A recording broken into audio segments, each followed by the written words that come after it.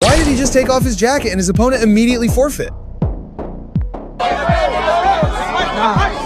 Nope. I'm not fighting that fucking guy. No fucking way. There's no fucking way. This man is Dalton. He used to be the UFC middleweight world champion. But now, he's a broken man. 3 years ago, inside the UFC octagon, one fight changed everything. Dalton's best friend, who was also his training partner, stood across from him.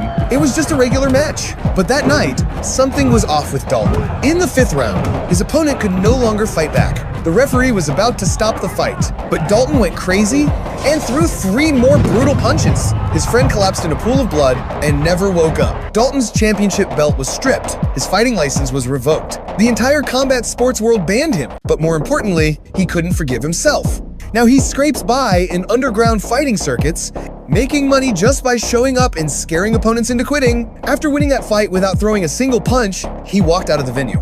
A gambler who lost big rushed up to him. You just lost me $500, assholes. Ooh. He stabbed a knife into Dalton's side. Dalton didn't even flinch. He just looked at the guy calmly. His eyes seemed to say, "That's it." The gambler freaked out, dropped the knife, and ran. Hey, where you going?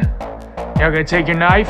Dalton walked over to his beat-up car, opened the trunk, grabbed some tape and clotting powder, and patched himself up. That's when a woman showed up. Her name was Frankie. She ran a bar called the Roadhouse on Glass Key in Florida. Lately, local thugs had been harassing her place. She wanted to hire Dalton as a bouncer for 20 grand a month. Dalton pulled a knife out of his side and turned her down. He said he wasn't interested. Frankie handed him her card and told him to think about it. Dalton tossed the card onto the passenger seat. That night, he parked his car in the middle of the train tracks. The sound of the train whistle got closer and closer. The tracks started to shake. Dalton closed his eyes, waiting for the end. But at the very last second, his eyes snapped open. His survival instinct kicked in. Maybe not.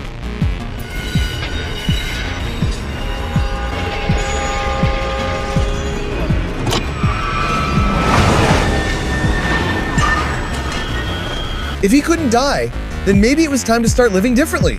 In the end, Dalton took the job. He caught a bus to Glass Key. During the day, the sun was shining, the beaches were beautiful, the lady at the bookstore was friendly, and even gave him a storybook.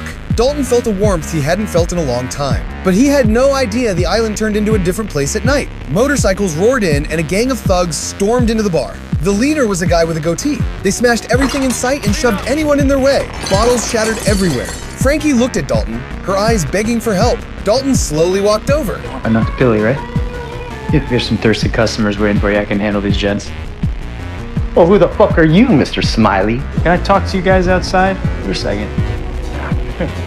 I got some work to do.